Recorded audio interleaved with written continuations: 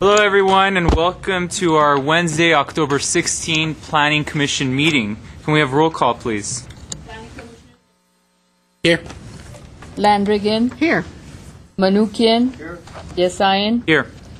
And Mr. Lee. Chairperson Yesayan. Yes, I'm here.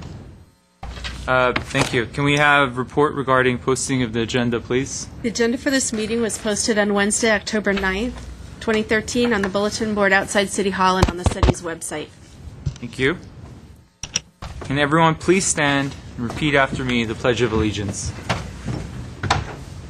I pledge allegiance to the flag of the United States of America and to the republic for which it stands, one nation, under God, indivisible, with liberty and justice for all.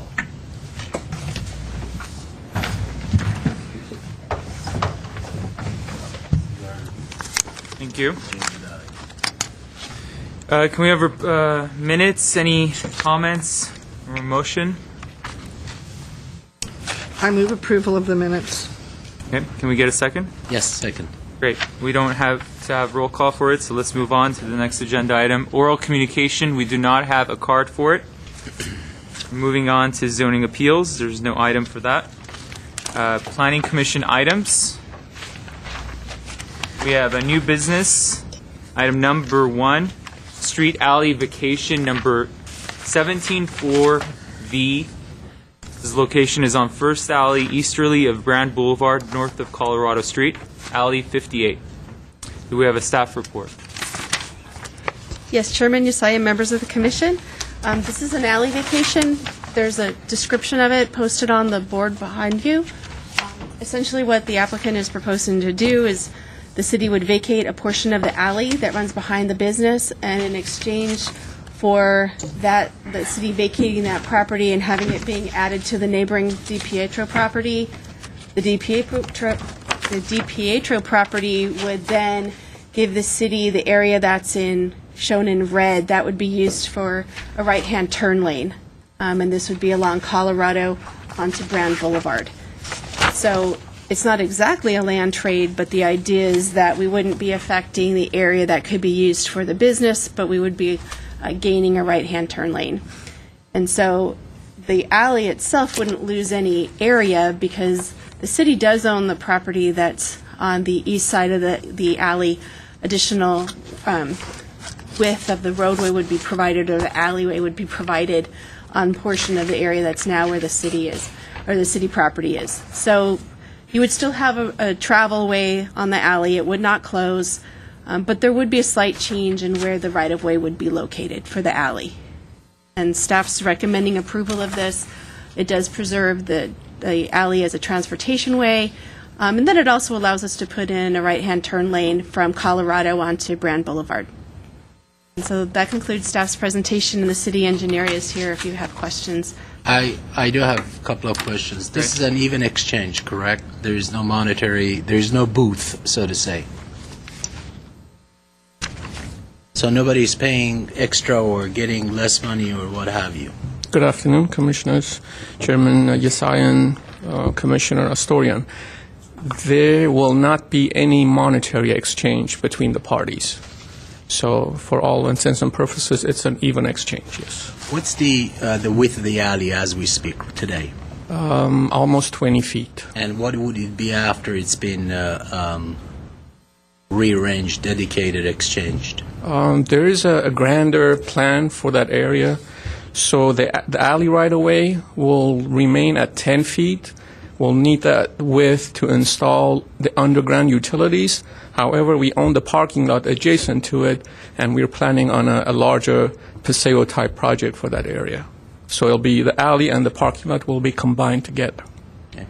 And the width of the dedicated part in Colorado, is it exactly the same amount of land that is being exchanged?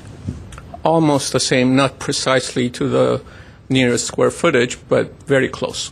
We do know that Colorado is worth more than the alley, so the city is getting a better deal. Thank you. But having said that, the parkings that are there today, and we're going to be losing 10 feet. How is that going to impact the existing parking prior to the paseos that you are going to have to erect and construct?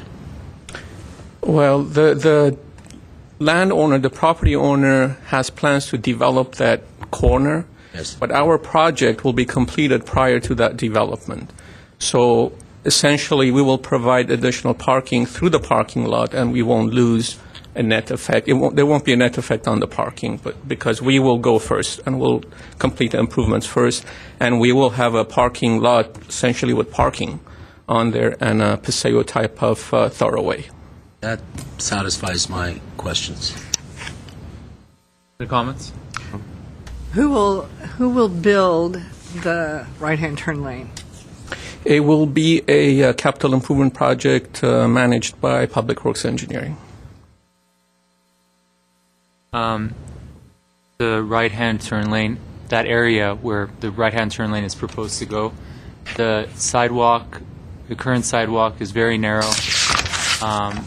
It's not an easy place to walk. There will be new retail going in that area, and people will be using that intersection much more to cross the street. How does this right turn lane impact sidewalk or future sidewalk and that corner over there on Colorado and Brand and the access for people to cross the street? Chairman Yasayan, as part of the project, we will construct a brand new, wider sidewalk adjacent to this dedicated right turn lane. So the existing sidewalk will become the right turn lane, and as part of the dedication by the property owner, that's where we're going to install the new sidewalk, which will be wider. I don't have the exact dimension, but it'll be at least 5 to 6 feet wide. So the actual portion of their property is going to be the sidewalk, essentially, right? The sidewalks get just moving into their property. Correct. And the street. It will be the public right-of-way after the exchange. Yeah. And the alley portion that they can use now, what can they use it for? To take access to their property. So they can use it like to build on that alley, or? No, not within the 10-foot public right-of-way. They will not be able to build anything. So it's just extra access to their own property. Correct. Okay. We have a motion? Or any other discussion? Wait, I have a question. I think there was a misunderstanding. Maybe I misunderstood it. That the blue alley that you're giving to the property owner can use it for whatever purpose they want once they get it, correct? Sort of. Commissioner Manukian, there is an existing alley. We are not conveying the entire alley to the property owner. Correct, just a It's portion a of it. portion of it. Correct. The 10-foot that gets dedicated to them, they can use. For whatever reason they want. Right. Okay. Then they dedicate an easement for public access, which we will use as a sidewalk as part of that alley. Okay? And then we have the 10-foot for utility installation. Additional 10. Right. And this is only fronting the property, the parcels within the property, not the entire alley. So is there obviously. still enough room for cars to go use that alley? Yes. Even with all that given to So them? with the future project, there will not be a distinct delineation between the alley and the parking lot. So for all intents and purposes, it's one big paseo type of thoroughway. Now, go ahead. That's right. The parking will still occur in the paseo, Yes. and there'll be, you're indicating that 10-foot alley is going to also include a sidewalk for that paseo? That's what I heard? The dedicated portion, the vacated portion to the property owner will have an easement over it for public sidewalk In the alley. in the alley. So they can't build on it. They can? They can't. They cannot, yes. I think that answers your question, right? Oh. Thank you. Clear as mud. Yeah, I mean, in general, I always like to know why we're we're taking away these spaces and creating more right turn lanes in the downtown area that could we could see better interaction for pedestrians or create a more pedestrian environment, and we're expanding these streets when we can increase the sidewalks, so the amount of crossing area between one side of the street to the other side of the street is not as much. And I know that's not the purview of this commission, but I'm always very interested to know why we have to have right turn lanes where you actually propose them. Sure. And I'm a bit skeptical usually when it's proposed. And I'm sure you've done the studies for it, but I would be interested to see them at some point. Yeah. I can briefly explain the reasoning behind it. That's a very good question, Commissioner Yasayan. With the development of the Americana at Brand, Colorado, west of Brand Boulevard, was widened, whereas Colorado east of Brand remained at its existing width. So if traffic goes westbound on the outside lane and they want to go straight and vehicles behind them want to turn right, there is no dedicated right turn lane to them. So they have to wait till the traffic lights turn green before they can make a right, because the thorough lanes will have to go through first. So the intersection doesn't align. If you go out there today, you'll see Colorado east of Brand narrower than Colorado west of Brand. So the intention since then has been to have a dedicated right turn lane onto Brand Boulevard, North Brand Boulevard, so that the vehicles going through will not stop them from turning right. And this was an opportunity that presented itself, and we took advantage of it. But I reassure you, for pedestrians, the sidewalk is going to be wider than what we have right now. Okay. We good? We're good. All right. Can we have a motion? I move that upon consideration of vacation case number 174V and after reviewing the records, files, reports, and all documentary evidence submitted with regard to said alley vacation subject to compliance with State Government Code Section 65402 and Chapters 2.68 and 1224 of the Glendale Municipal Code, that the Planning Commission hereby makes the following determination: that the vacation and relocation of a portion of Alley 58, easterly of Brand Boulevard, north of Colorado Street, will be consistent with the City of Glendale Comprehensive General Plan. Second. Great. Can we have a roll call, please? Planning Commissioners Astorian. Yes. Landrigan. Yes. Manukian. Aye. Yes. Chairperson Yasayan. Aye. Thanks. Next item, subdivision of land tentative track number 72117, case number PTTMC P1236035. It's continued from October the 2nd. The location is 4201 Pennsylvania Avenue. Commissioner Yasayan, members of the commission, Chairman Yasayan, sorry. We have a request to continue this item to November 6th. We thought this would be heard by the City Council before this meeting, and it was not heard. Therefore, we're requesting that it be continued to the next regular meeting, November 6th, without further notice. So, and what is the reasoning? There's an appeal that's before council, Okay. and council has not heard that appeal at this time. Okay. And so we wanted you to continue the item till after council has had an opportunity to hear the appeal. I move continuance of case number PTTMCP 1236035 to the November 6th meeting without further notice and hoopla. Great. Set. Second. Okay. Do we need a roll call for that? Okay. Roll call? Planning Commissioners Astorian. Yes. Landrigan. Aye. Manukian. Aye. Chairperson Yasayan. Aye. Thanks. Next item is number 3. These are 3 items, general plan amendment. The first one is general plan amendment, case number PGPA 1316857. A zone change, case number PZMA 1316861. And development agreement, case number PDA 1323868. This is for the Carmel Partners North Central Avenue Apartments project. Staff report.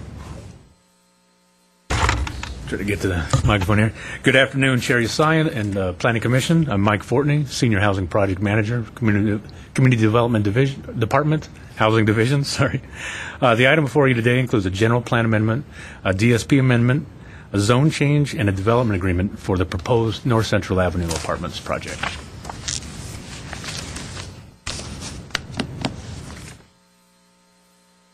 If you recall, staff brought the street vacation case 173V for the project to the Planning Commission 2 weeks ago, and it was recommended the alley vacations were consistent with the circulation element of the general plan. At that time, staff had briefly summarized the proposed North Central Avenue Apartments project to you. What I'd like to do is reorient you to the site and to the proposed project before turning the presentation over to Vilya to describe the map amendments.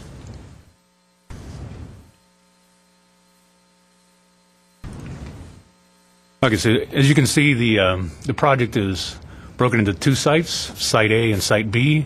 We have Site A in yellow and Site B in orange. This is Central Avenue here, where the cursor is. So to the west of Central Avenue is Site A. It's bounded to the north by Pioneer Drive. It's bounded to the south by Doran Street. And it's bounded by the west to, this is a little bit dated. This is the Doran Gardens mini park that's actually constructed now. Just north of that, the Doran Gardens Affordable Housing Project, which is also fully constructed, as well as a multifamily residential building right here. Site A is currently developed with a medical office building on the corner of Pioneer Drive and Central Avenue, another medical office building at the corner of Doran Street and Central Avenue, and you can see a large surface parking lot in between the 2 buildings. There's also a large parking lot in the northwest corner, as well as a surface parking lot and a multifamily residential development on the southwest corner of Site A. Moving over to the east side of Central Avenue, Site B is bounded to the north by Doran Street, to the east by Orange Street, and to the south by a office tower and a surface parking lot.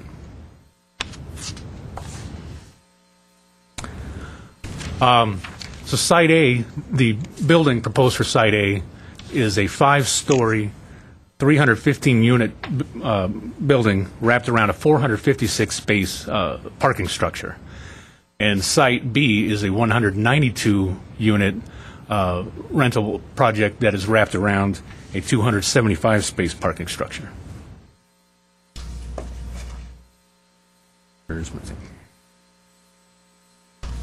So this is an east view along West Doran Street.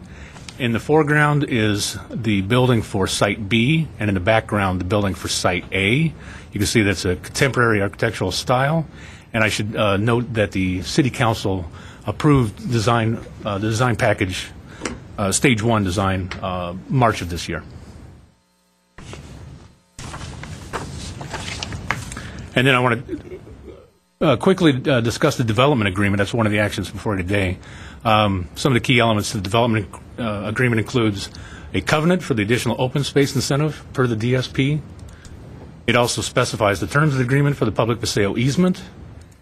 It provides a prepayment option for park and library impact fees. More specifically, it allows the applicant to pay 100% of the park and library fee within 1 year of the recording date of the development agreement. And then finally, the development agreement is proposed with a 5-year term. With that, I'd like to turn it over to Vilya, and she will go in more detail on the proposed map amendments and open space incentive. Switch. Yes, please.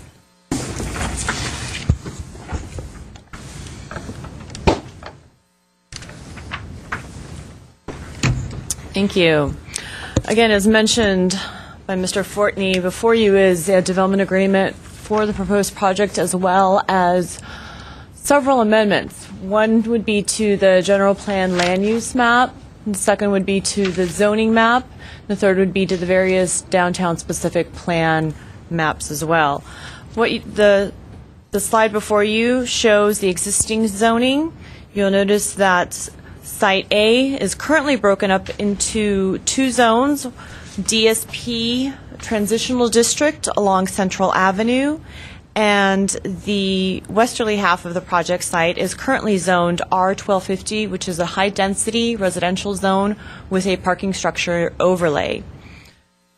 As proposed by the applicant,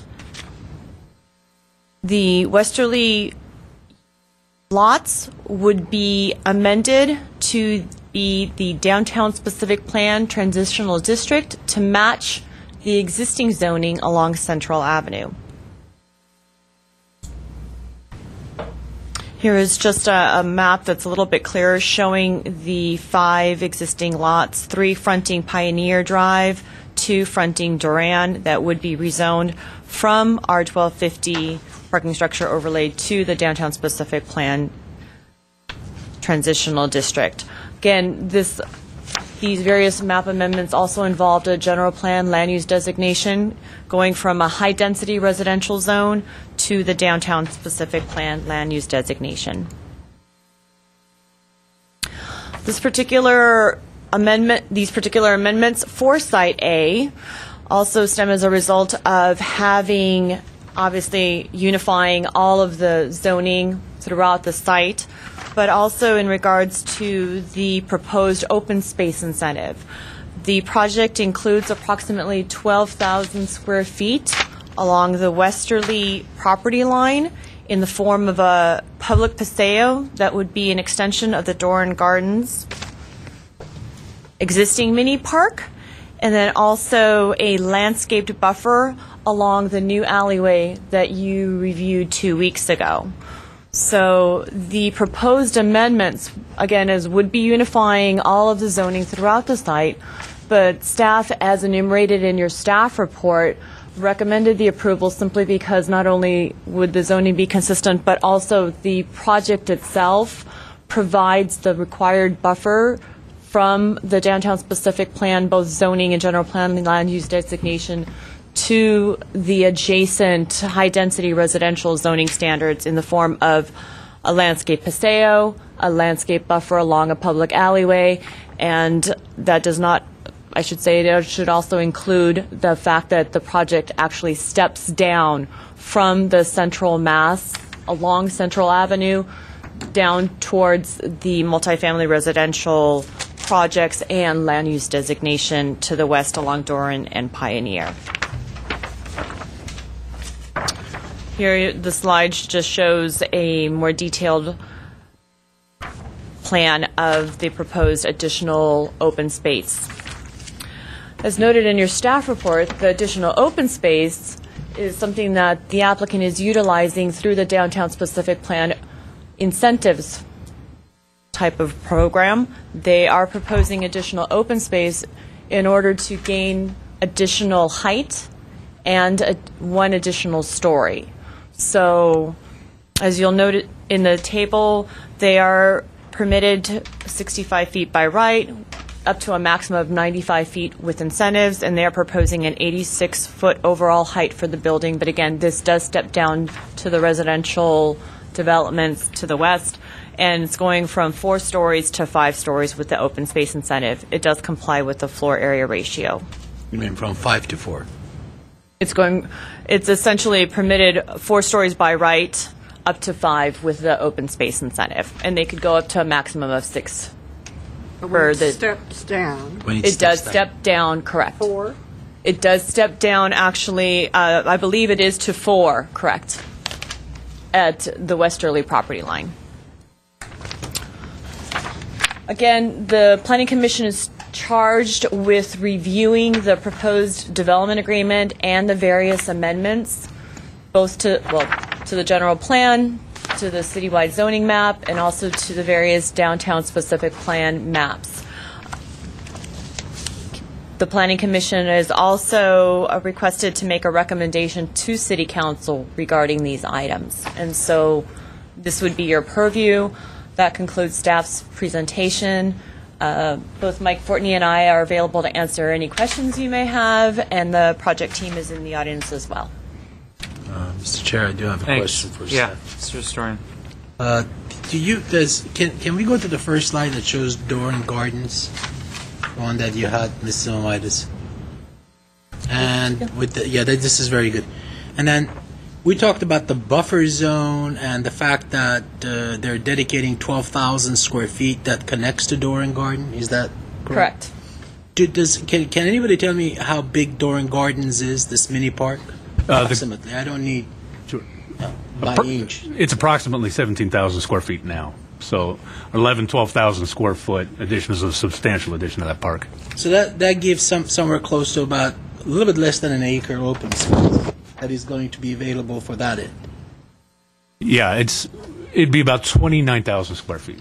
But 17 plus 12 is 29,000 square feet. Okay, thank you. Any other questions? I do have a question. Yeah. It's probably for our legal staff. Yeah. My question is that with the ability to prepay the recreation parks fee, if there's a default, what is the advantage to the city to having them do that? Sometimes we've had the provision that you pay it, and if you do pull out, that money still stays in. Is not the case here? Chair of the Commission, members of the Planning Commission, it is not the case here. It's Section 4 of the Development Agreement. It's a fairly long paragraph, but one of the benefits that the city is exchanging for purposes of the prepayment, which the prepayment has an advantage to the developer, but also advantage to the city. The advantage to the developer is that under our current ordinance, the developer is permitted to, or actually is required, to pay 50% of the required development impact fee at the time of building permit, and the second half at the time of the certificate of occupancy. So that second half may be subject to an increase, a stepped increase in the payment. So that's the advantage, is to be able to lock in that fee, know what it is, pay it all up front. The advantage for the city is that we are able to collect that fee and put it to use within our program earlier. And under Section 4, that is not refundable. So that is the exchange. It may be increased in the event there are subsequent modifications to the project. That's laid out within that Section 4 of the development agreement. And it is a provision that we've been using in several of these development agreements that you've seen come before you that accommodate the prepayment of the fee. Thank you. That was the clarification I wanted. That's what I thought the understanding was. So. Yes, that's the continued understanding that we've had with the development agreements, and is true in this case as well. Thank you. Chairman, yes, I have one more question. Do we know how much the arts fee is going to be here? By code, the art fee is 1% of the value of the project. If they choose to Build it. If they choose to continue and actually contribute towards the arts and entertainment fund. And if they choose to build it? If they choose to build it on site, it would be 2% of the value. And what's the case here? I believe the developer is electing to go for 1%. So that money goes into the city's art fund. Correct. Is there such a thing, city's arts fund? There is. Or did I just make it up? It is. There is something like I that. think it's a good platform, though. So there is an art fund, There is a growing art fund, yes. growing art fund. Okay. That's good. And I understand it correctly that the developer is paying for the park expansion? Yes, fully? correct. It's not coming from the fees? No, the developer will be responsible for the construction of the public paseo or the additional extension of the mini park. The developer has agreed, based on the terms of the development agreement, to actually maintain that extension for a period of 5 years, following which the city will then continue the maintenance of the park extension. After 5 years? After 5 years, correct. Okay. So it seems like there will be considerable connection with the Doran Gardens. Yes. From looking at the maps. Okay. you mentioned stage 1 design has been completed in March. Is there so there's a stage 2 coming up? Yeah, we're scheduled for City Council with Stage 2 on November 5th. And if people have comments on the design, what would they be limited to since it's going to stage 2? Or, what? There aren't any other public hearings between now and then, but they could go to the November 5th hearing. Okay, so it's November 5th for the stage 2? Yes. And we talked about easements. Was there an easement ever between going in the middle of this? Is it Site A? What we're looking at right now? Correct. Connecting to the alley from Doran. Was there an easement there before? It's a parking lot right now. But was there an easement between that alleyway to Doran? No. The public easement that is described in the development agreement is for the public paseo. So the developer is allowing a public access easement across the public paseo. Right. Yeah, but not an east-west Not an between the east-west, alley no. to the street. Right. Okay. Go ahead. This is for Ms. Cimetias. One of the things that I would like to know is that to move it from the R1250 PS to the DSP has more than just a land use change for continuity. What are the my concern is that we have a fairly firm boundary of the downtown specific plan, and changing it as we do here, and we change some of the residential areas into the downtown specific plan areas, does not seem to have the same intent as setting those boundaries. So why are we doing that, and what is the incentive for the developer and the incentive for the city? Currently, the boundary between the downtown specific plan and the adjacent multifamily residential zone is the alleyway. Yes. As you're aware of from the last time. planning commission, that alleyway is being a portion of it is being vacated, and a new north-south alley is being proposed. The particular project now is under one ownership. It's a multi-zoned, dual-zoned project site as it stands now.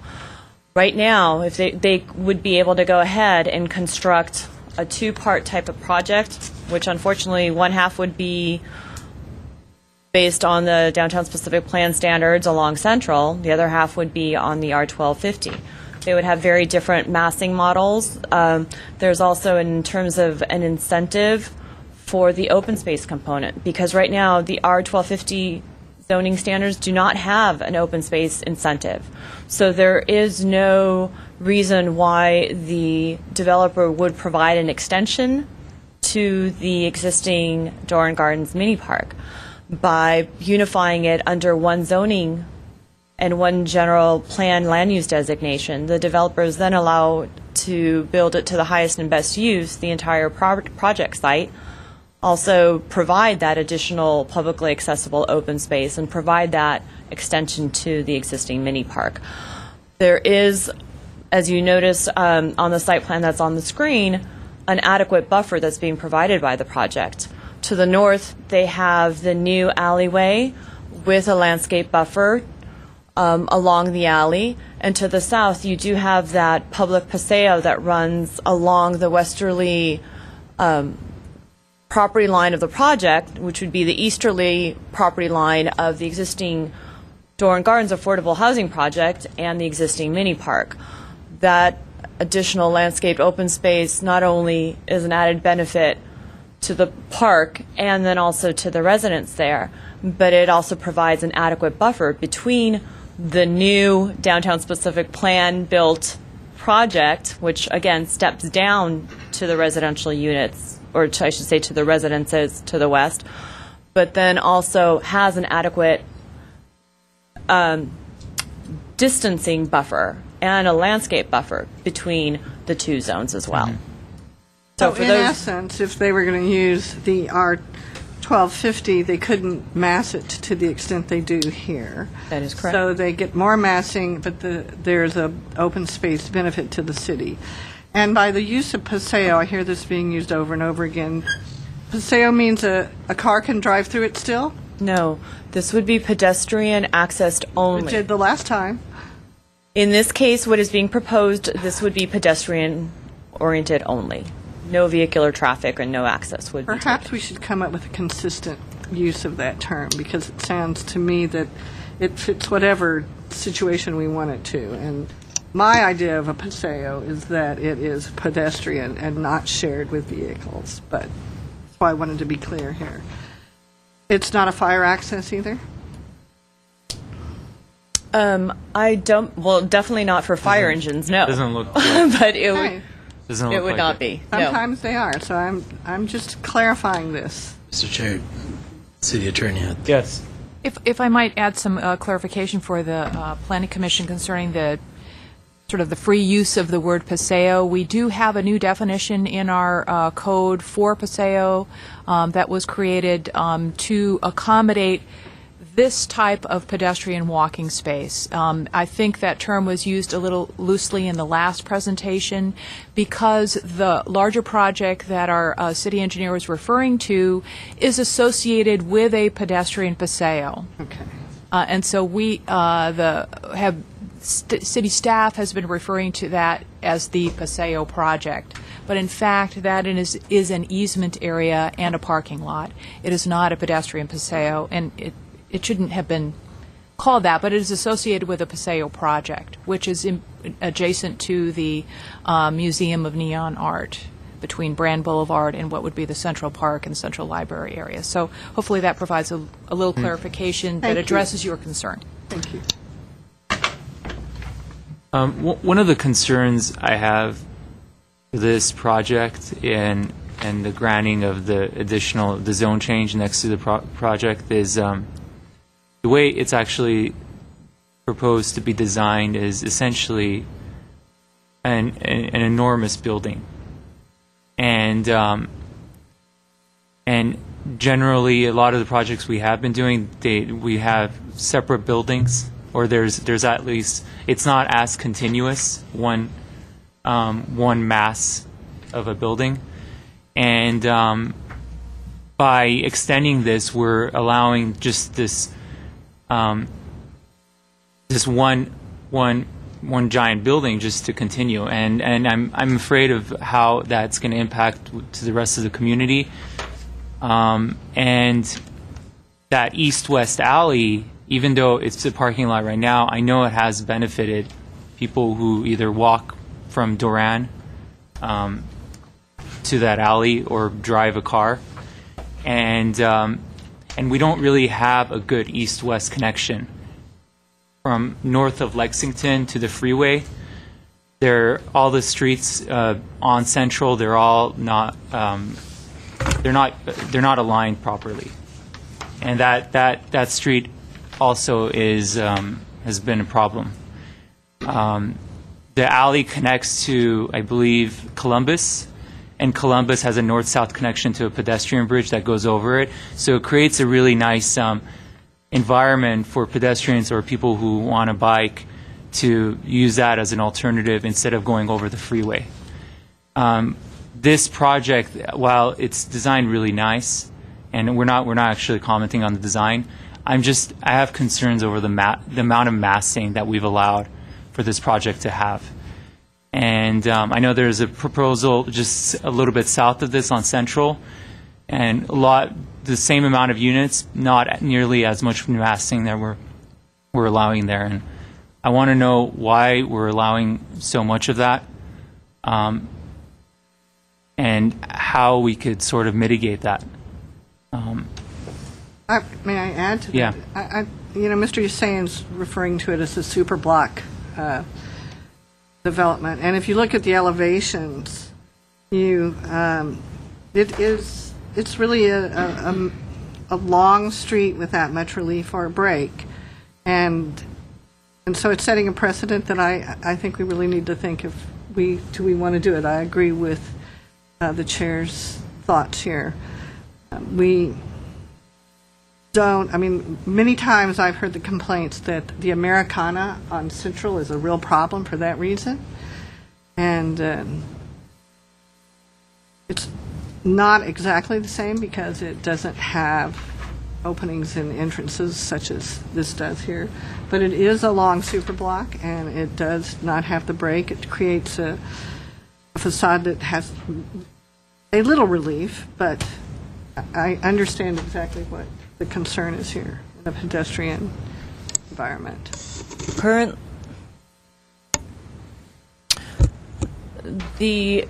The east-west connection that Chairman Yasayan is speaking of, I believe, is the one that would be the extension of the Doran through the parking lots for the medical office building. Is that correct? Yeah. Okay. Yeah.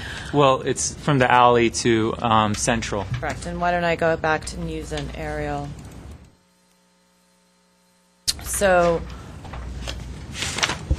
it would essentially be the extension of Doran through what's currently private property. There is no public access. Right. So the individuals that are using that parking lot as a cut-through are doing so at, as a benefit to the public, but it's not an established public access easement over private property. The property owners have every right to go ahead and develop the entire block long. I believe it's approximately 480 linear feet along Central Avenue as one unified development. Right, but you're taking up the other portions of it by us rezoning this west of it, and you're essentially making it one big mass that it's not completely compatible with that neighborhood right there. I mean, the residential portions of it. There's commercial and it's compatible with that, I understand. But with the residential on the west, it's not completely compatible with it. And it limits the amount of access that the community has there to go around, like we heard last time. And I think this project could have been a good opportunity to sort of figure out a way to. I know they did an outstanding job to propose creating an expansion for the Duran Gardens and creating a really nice, unique pedestrian passageway there.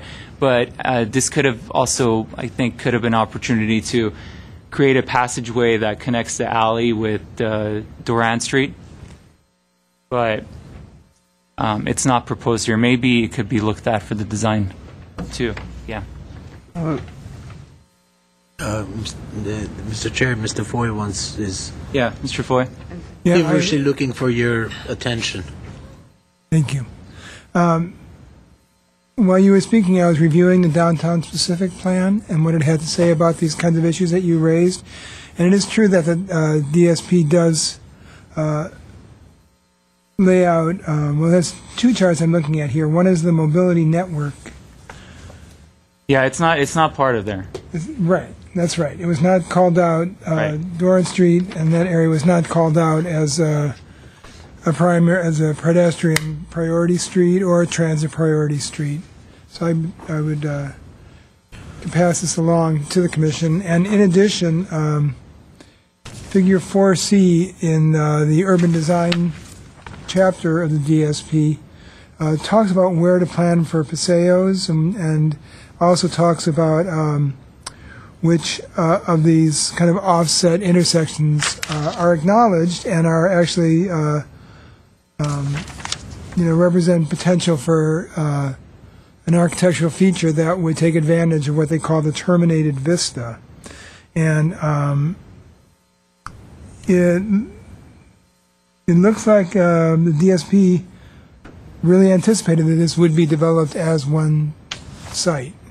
It shows a terminated vista of Doran Street looking west right into the site. So along with those parcels as well? The western parcels? No, not through the western parcels would be the termination of Doran Street. It's called out in this plan. So was it part of the plan, the western parcels? Yes. As well? No, the ones that are being added is what Mr. Chair is saying. Well, the DSP never anticipated this to be a super block development because it didn't have both of those parcels together. Okay, So- but I was addressing the aspect of his comments that talked about the length of the north-south frontage. That was creating a... Yeah, well, that, and then I mean, I'm particularly concerned about the western parcels and what the precedent we're setting here with the kind of development we're allowing. Go ahead, Mr. I have a Lynn. couple of questions. As to your comment about the chairman referred to a pedestrian-friendly sort of a bridge, if you would, and then you said that it's private property, so to the extent that the public is using that area, nobody's obligated to provide it to them. Right. The reality is, regardless, they are providing it, and I'm not too happy about the fact that, despite the fact that it is being used, as the chairman was talking, there was no attempt to sort of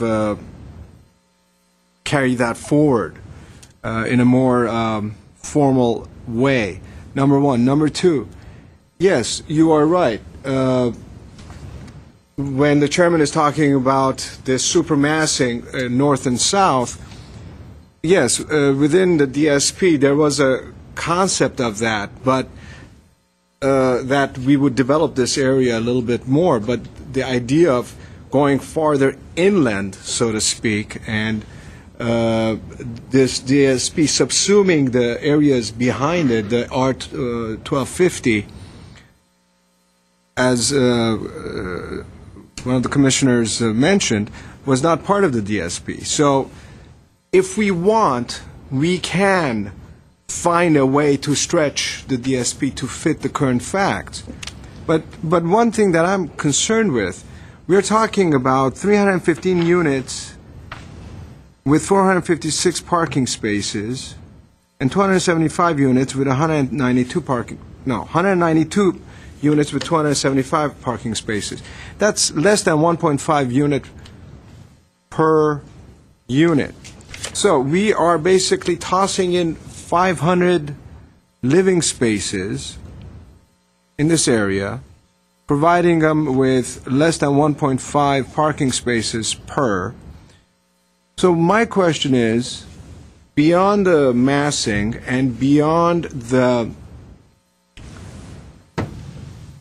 forward push of the DSP into an area that it was not conceived for, who looked at these numbers and thought that they made sense?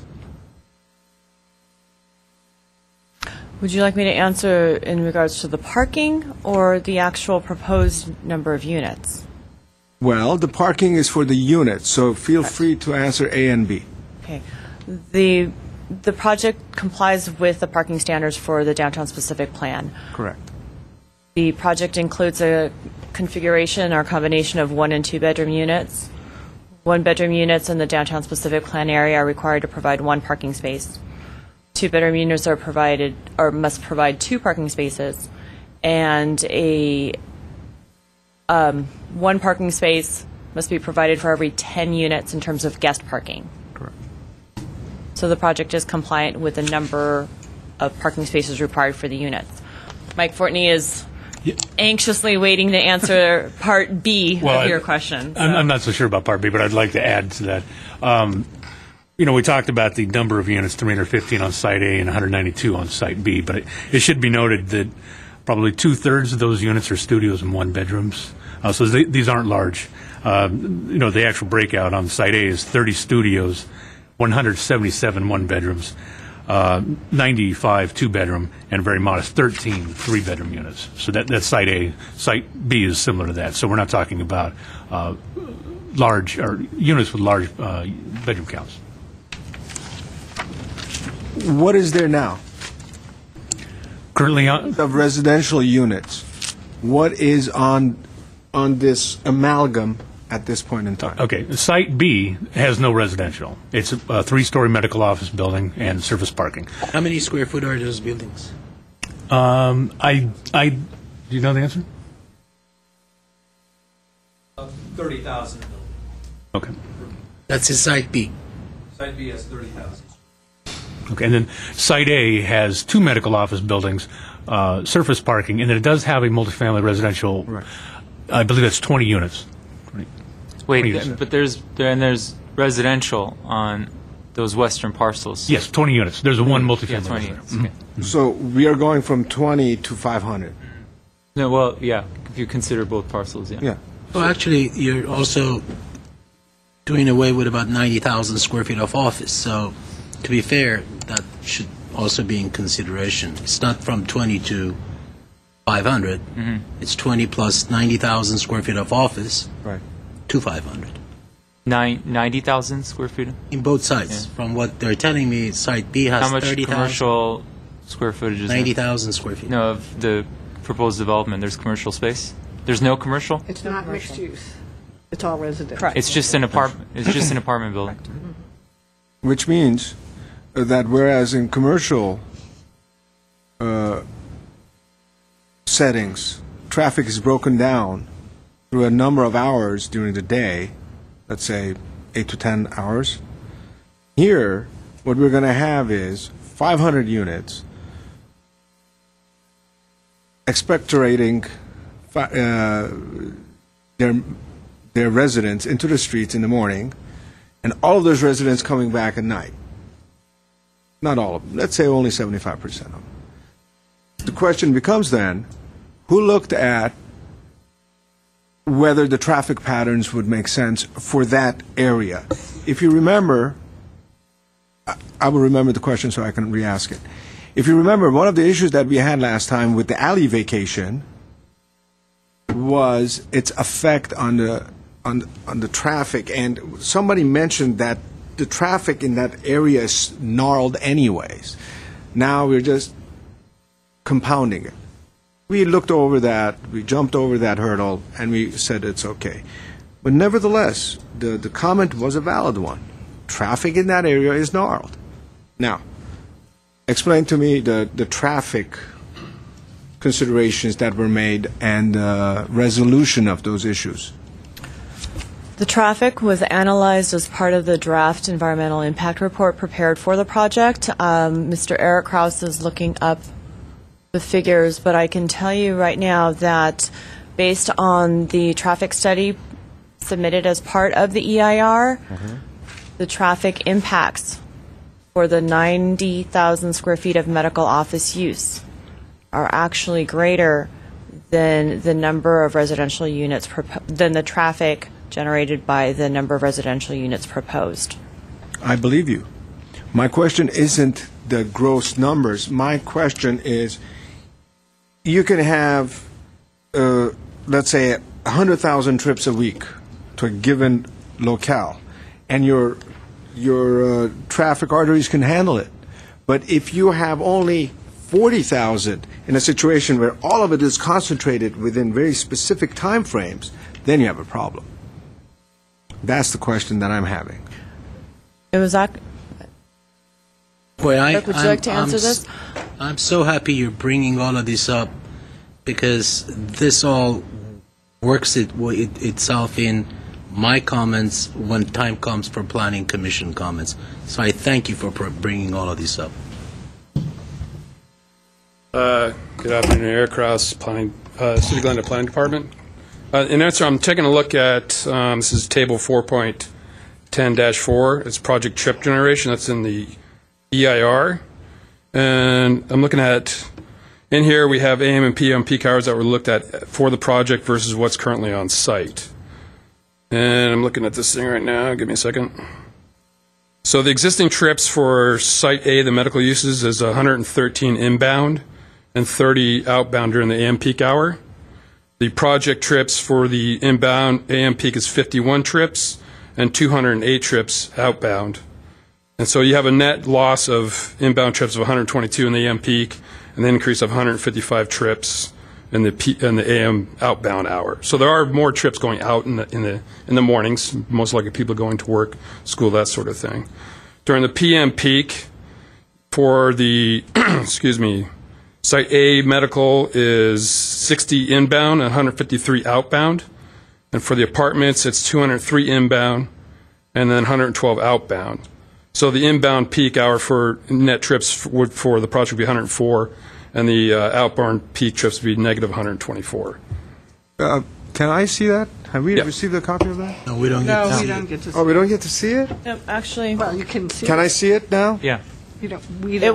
was actually submitted to you as a draft, I believe, previously, and then we sent you, based on the size, we included a link in your staff report with regards We did to send a link to all the planning commissioners Right. when the draft EIR became available. Right. So it was all on the city's website. Okay. Ms. Landrigan? So I appreciate all that we've been talking about. I am still concerned with the super block facade, and I think that point there is it's not even broken up by being a mixed use, so you don't have a variety of people on the street at different times using it. That is a concern that I think the chair brought up, and I'd like to further, reiterate my concerns about that. And just to add to the list of concerns, I didn't realize this has no retail at all. I am very much an advocate of development of downtown. I think it brings a lot of life. I think it brings a lot of energy to downtown that we need. And I think it brings a lot of people who live there. And I know there's parking concerns, but I think the biggest benefit is if we have a lot of people living in a small area, then people are encouraged to walk around.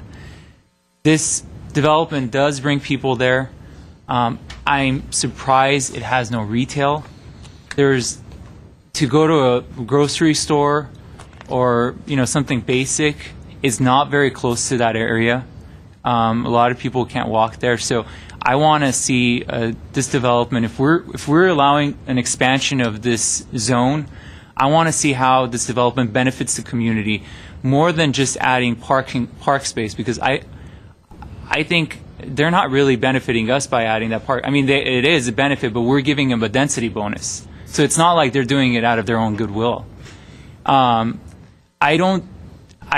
can't see how we have used this as an opportunity, or this development how it can really meet the downtown specific plan, and how it actually brings energy to this. It seems like to me it's a big apartment block, and I want to be convinced that it's not, and I want to understand or see a way forward, because I don't want to stop the progress that's happening. I do have a card from Rodney Kahn and from representative of the developer, so maybe he can share some insight. Thank you. I'll try my best. Chairman, commissioners, and city staff, my name is Rodney Kahn. My offices are based here in the city of Glendale. I'm going to amend my presentation because there was a lot of questions and I heard them being answered, and there's some I want to elaborate on and some I may be able to shed a little bit more light on. First of all, I think the staff did a very good job in summarizing. There's so many different components to the project, and it's a very important project for our city, as it truly is one that comes off the freeway as a gateway. There's a comment that was made about the super block or the design of the project. And just to reiterate, we all know we're not here to discuss design. We're not talking about design. Totally understand. And then secondly, we also know that the City Council reviewed this project in April for design and approved the design that you're looking at here today. Mm-hmm. What is shown on the slide images, and I wanted to talk a little bit about this in terms of the open space component, because it is significant. And as we all know, this area of the city is underserved when it comes to parks. And I don't think we need to discount that. I think we need to discuss that. And I think this increase of about 11,000 to 12,000 square feet is a substantial increase. And you can compare that to some of the other projects that have come through in the downtown area that have public open space. And what they've done is they've scattered it. They have little pockets of it.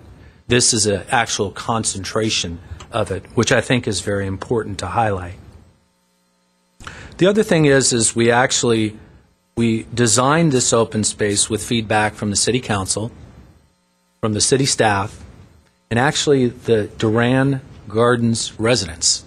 We sat down with them, we talked to them about what they would like to see, how they use this space, and how it would function. And they gave us their input, and that's what we designed according to as well. The other components as it relates to the parks, this project will pay about $3.5 million in parks impact fees.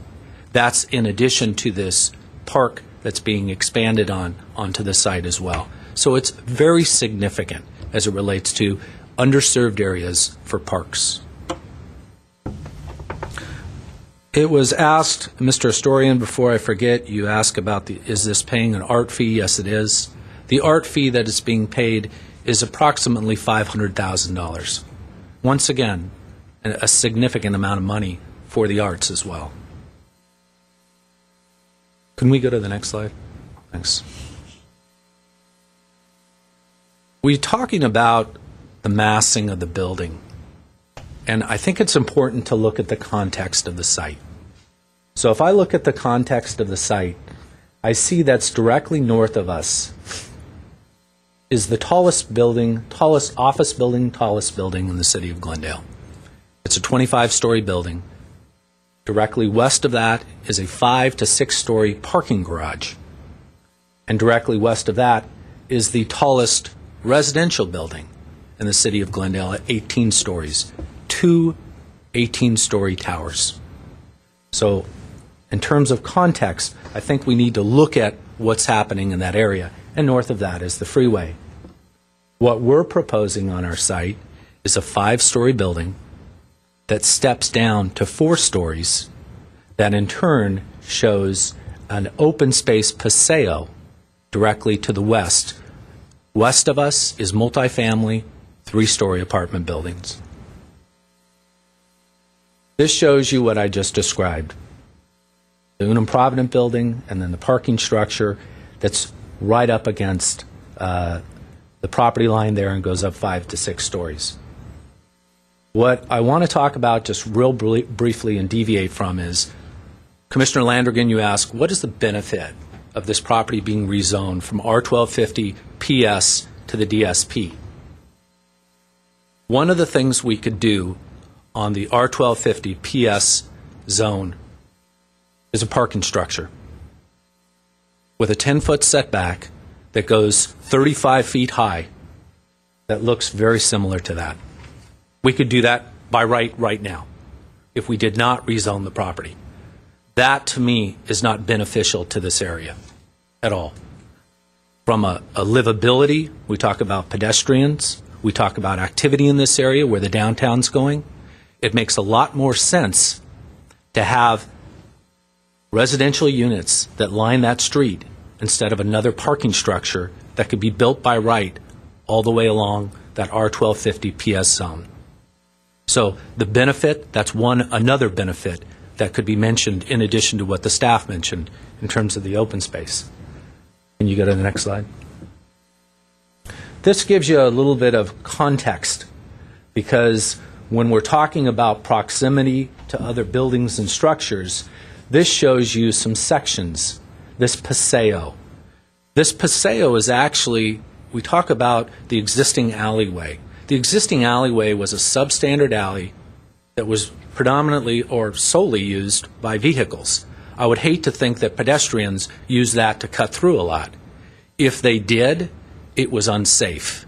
If they use the paseo now, it will be safe. This shows, in terms of the distance between the structures, this section shows we have about 44 feet to the property line. The other building has a setback, obviously. So overall, about 54 feet between buildings and structures. Can you go to the next slide?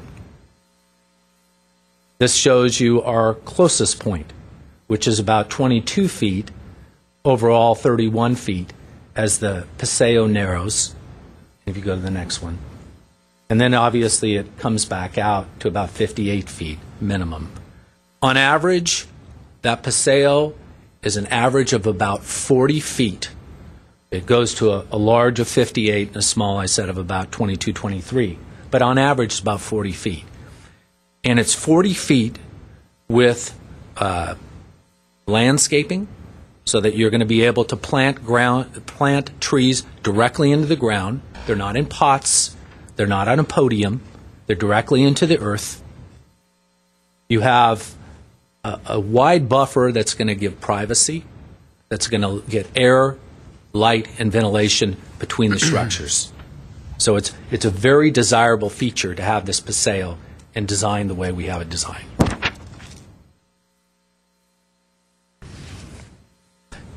Some of the items have already been discussed as it relates to parking, meeting the downtown specific plan. If we're able to increase the number of parking spaces by doing some adjustments in our parking structure, we'll do that as well. But in terms of providing the code quantity, we do that. Obviously, we also have bicycle parking. There are other amenities that we'll provide as well, and just being in the downtown area, we think that's a benefit. I do want to touch upon the parking and the traffic analysis and how it all works together. Right now, this medical offices, pretty much come in and go at the same time as that large office building, the Unum Provident building.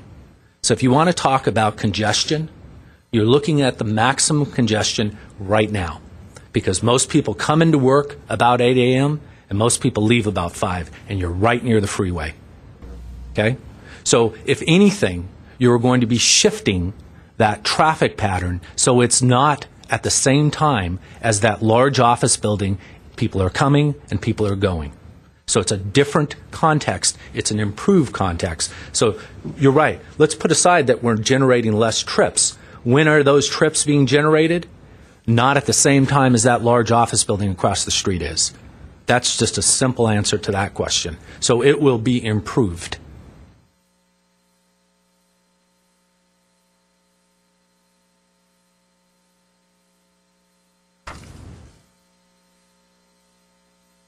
What I'd like to do, because I have some scattered notes here, but I want to make sure I'm addressing what I heard the best I can. So I'll conclude my remarks. If you have questions or if you had items that I didn't address, please ask them of me again. I also have Nick Krakowski from Carmel Partners here as well. So I'll conclude my remarks. We're both here to answer your questions. Thank you very much. Yeah, Ms. Landrigan. Mr. Khan, thank you. You mentioned the paseo planting large trees. I thought my understanding of last week is that the paseo will have infrastructure in it. Will it have utilities in it? Will it have sewer in it? Will it have... So is it a shared utility right-of-way? Yeah, can you go back to...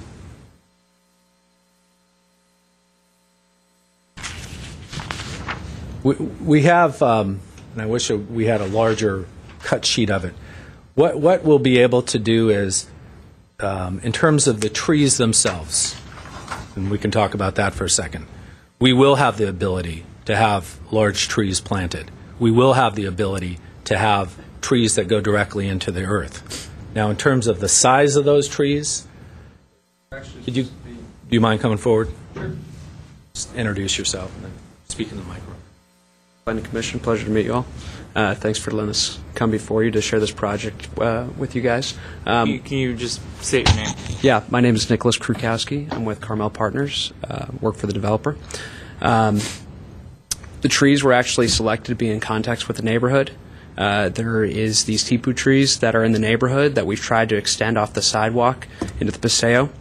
And so that was a design feature that we wanted to do to try and better incorporate the neighborhood and kind of make it feel as a community. So that's how those trees were selected. You referenced utilities. The only utilities would be to light the paseo to make it safe in the evening. We're not planning on, obviously we need to work with the Department of Public Works and understand, exactly how this project, taps into dry and wet utilities, but the intention is, as we said, it's serving as a pedestrian paseo only that our residents, that the neighborhood can use for its benefit. And that's it. So, Mr. Krukowski? Krukowski, yes. Krukowski. Okay, thank you. The only reason I ask is that if it has sewage, if it has electrical underneath it, if it becomes a utility No. element, it does affect even the Tijuana Tipus. Sure. We have actually, we have a utility plan, we have a civil engineer, we've identified the sewer laterals and the stormwater laterals. There will be no sewer laterals going through. They're connected off Duran and Pioneer or on Central. We've worked into that. There will be no dry or wet utilities going through that space other than basic electrical work. Thank you. Questions? Yeah, I do have one from Ms. Landrigan. You piqued my curiosity. How does sewer affect the growth of the tree? Towards the better or towards... Well, the growth of the tree will affect the sewer and impact it, and probably, depending on the sewer and the root system of the tree, breaking the... it'll break. And if there is a break, it'll go through wherever your most opportune water is. But if it does break, the tree grows better, though. It sure does. That's natural fertilizer. Mr. Khan, I do have a question. What was the reasoning of not including any retail in this project? Chairman Yasayan, and I'll tell you from my perspective, and then if, Nick, you want to elaborate on that. What we looked at was this in terms of the traffic patterns and the trips and where the city would like to see retail concentrated in this area. If you notice, most of the projects, and they don't all come to you, so just bear with me. The projects that have retail component to them, mixed-use projects, usually the mixed-use projects have a small retail component to it that predominantly would serve either the residents of that building or the residents in that small vicinity. And I would refer you to some of the retail that's been developed along Broadway in terms of the mixed use, the 416 on Broadway, some of the other ones, I don't remember their names, but up and down Broadway that have the retail component. Some of those projects struggle. The retail component struggles. And if it's not concentrated in an area that has other retail around it, it tends not to do well. And there's also a very different parking demand for retail compared to residential. So when we started looking at and evaluating this project site, its proximity and the traffic patterns and parking, then the conclusion was that it would make sense to have a predominantly, or in this case, solely residential project without retail. Now, having said that, we're also in very close proximity, walking distance, if you will, to other retail establishments. So you have, we're on Central Avenue, so you have a retail on Central, you have retail on Brand, you have retail on Orange. There are retail establishments in close proximity, walking distance or biking distance, bicycling distance, to serve this project as well. So, yeah, you mentioned that this area has a severe lack of park space, open space, right? And significant, right? I think some of it is mitigated because of the Doran Gardens, which is good. And I think when I look at this area, I see a much more severe lack of retail that supports the community. And I understand how you are really trying to, fix the loss of certain things in the community, but I think retail is a very important component of it, especially because there's a lot of office workers during the day over there, and now you have a lot of residential. So I can see a big need for places to go eat, for grocery, or for for people to buy basic things. Laundry. And for a project of this scope and size, to not have a single square foot of retail, it just kind of boggles my mind for that kind of area. And on top of it being essentially a super block, which I know there's super developments right north of it, but along Brand Boulevard or Central Avenue, we don't have much of that, especially residential. And when I think of the Americana, which is our biggest development, it's broken up. And if you look at Brand Boulevard, the biggest portions of it, they're broken up. So, and it creates retail. There's areas where people walk. It's a nice experience for people to do it. And I'm just concerned how this affects the surrounding area, and also, and by us allowing it to grow even more, it's I'm concerned about the stress we put into the community. So I'm just telling you, if you do have a short answer to any of that, it's more of a opinion. You could. I always have an answer. I don't know if it's a short answer, and I don't know if it's a good answer. Right. Once again, I mean, we're looking at this in context of the downtown specific plan. Right. So you're looking at different sites. So you're looking at that this is a cohesive downtown plan. You're hoping, I think what we're all hoping is that people who live in these projects are going to walk, and they're going to walk to different establishments. So whether, we have a Burger King directly south of our site, right? So I'm assuming that you're going to have people that are going to be walking over there. We don't need a Burger King on our site. You're going to have other types of uses. You have pharmacies in the area. You have different businesses that I mentioned that are up and down in that area. You're a short walking distance away from Brand Boulevard where there's restaurants.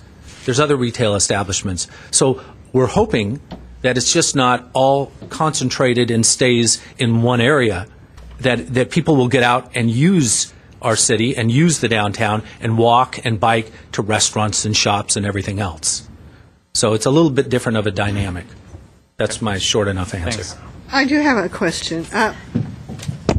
If we look at the site, were these two different properties at one time, and when you purchased it, did you lot, or were they always one owner of that whole block?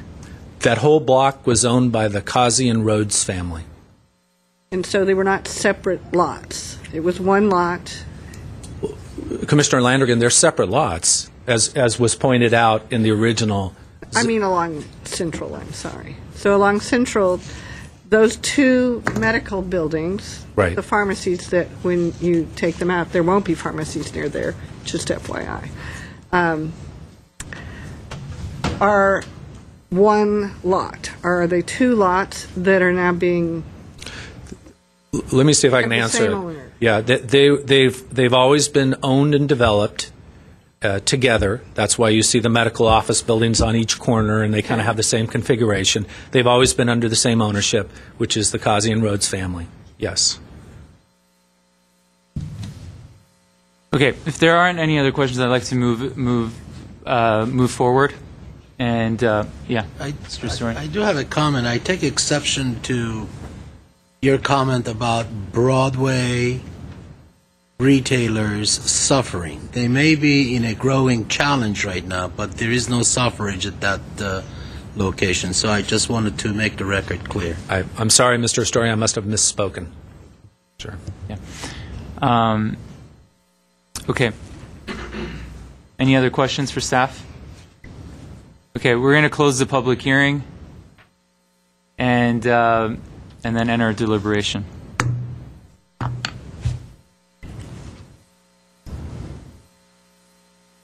You said you had comments saved. Yeah, we're waiting. Yes, that's for the planning commissioner comments. Because okay.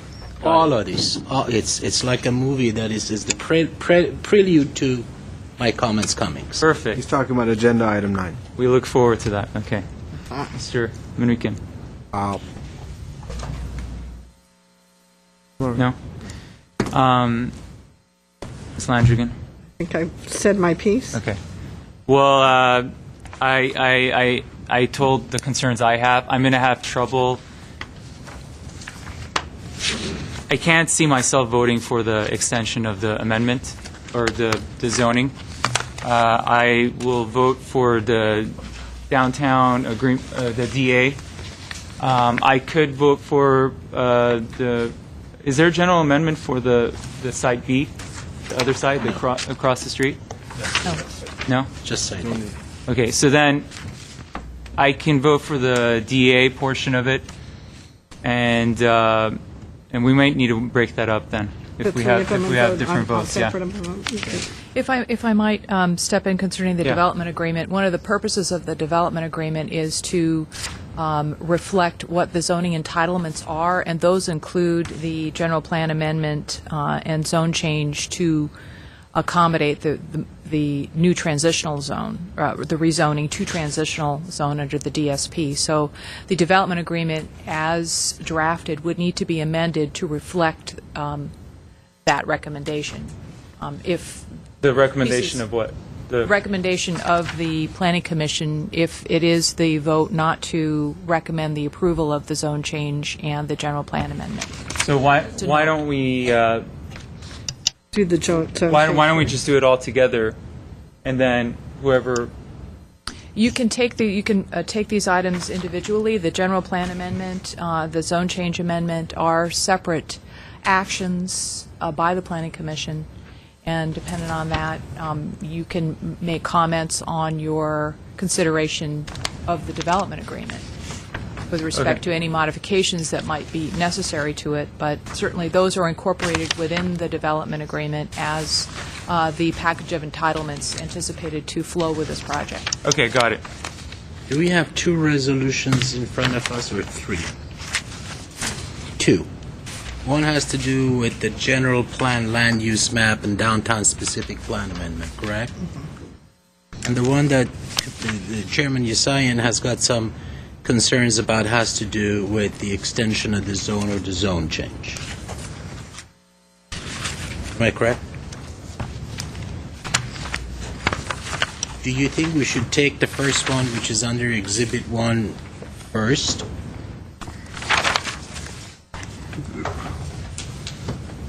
Yeah, that's fine. Wait, you mean general plan amendment? Okay. You could do that. The general plan amendment applies to the western parcels only? Right. Yes. So it's basically together. Well, can we take general plan amendment and the zone change together? They are together in the resolution. Oh, they are. Okay, Yes. so why don't we do that first? Oh, they are together in the. Oh, you want so one is for the DA and the other one is the general plan. Correct. And the zone changing. Okay. So if we could get a motion for that. So I move that a resolution of the Planning Commission of the City of Glendale for the purpose of amending the general plan land use map and downtown specific plan maps, case number PGPA 1316857, and the zoning map and downtown specific plan maps, case number PZMA 1316861 for the Carmel Partners North Central Apartments project. Do we have a second? I'll second it. Okay, can we have roll call? Yes. No. No. No. Okay, can we take the development agreement now? Are you going to vote no on this too? Well, how does this work? Because if you voted no on this thing, I don't know how it's going. Because this is going to be memorialized in the development agreement, right, Mrs. Yes. So What do you The suggest? development agreement allows the city to, and the developer to essentially freeze the zoning entitlements that apply to this project, and that includes the design review, the rezoning through the general plan amendment and the zone change amendments. Those are part of what the entitlement package is for this project. So it includes all of those, and together with the design review approval that will be forthcoming before the City Council. So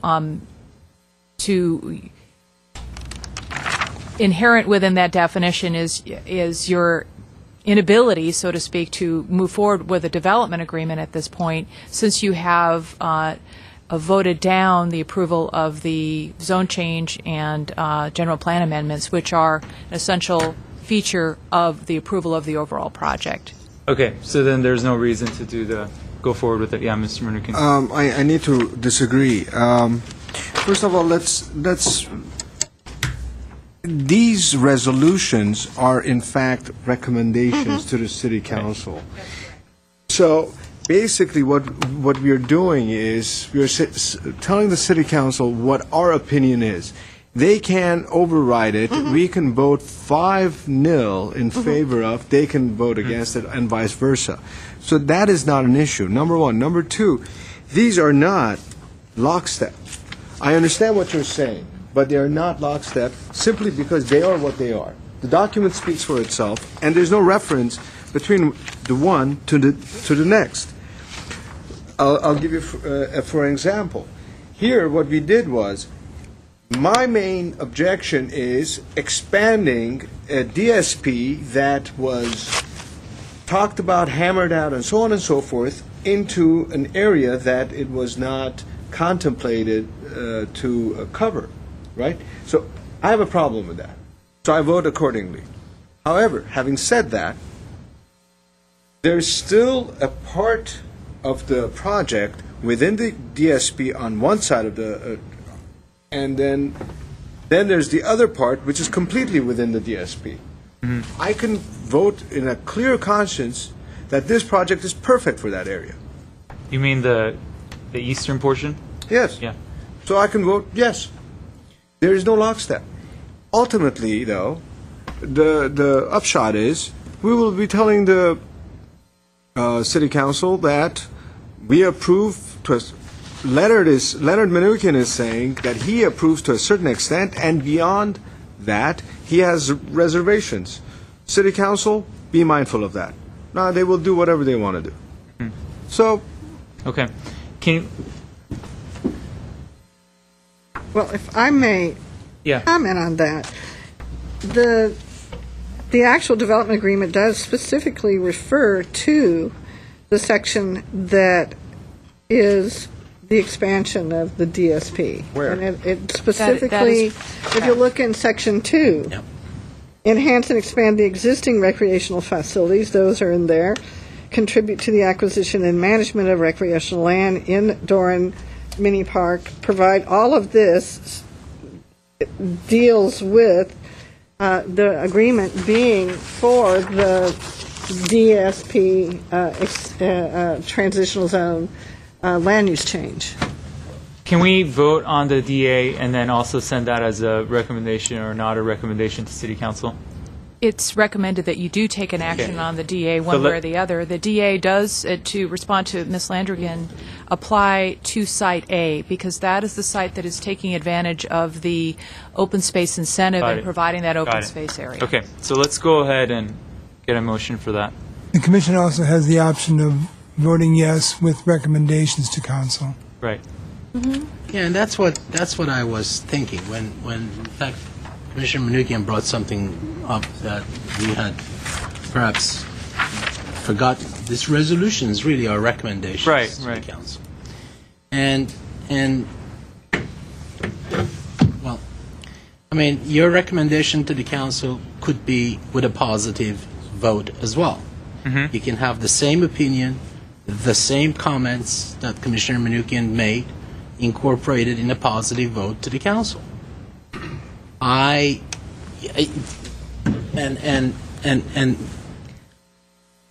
just thought I'll put that up. Okay. Well, there's a mechanism that you can bring it so back to can vote. we, for a formal recommendation, I just thought, I knew this was a recommendation, but I thought you guys would share the comments that we've made to the council. Are you talking about an actual formal recommendation that we can give to council? That is the charge to the Planning Commission is to evaluate these proposed entitlements in terms of consistency and make recommendations and or place recommended conditions on the entitlements. So if we vote no on the DA, but we vote for making recommendations to council, how does that work? You know what I mean? We're recommending specific changes we want in it. But we're voting down the DA. Your comments will be included with your vote. Okay, so we're not going to hash it out right now exactly what the official recommendation we're giving to City Council. We're just voting it down, and then we're expecting staff to explain the kind of recommendations we're offering. I'm always reluctant to try to capture your Right. words for you and Right. place them in any sort of priority. You might consider coming up with a recommendation you can all agree and vote on. Okay.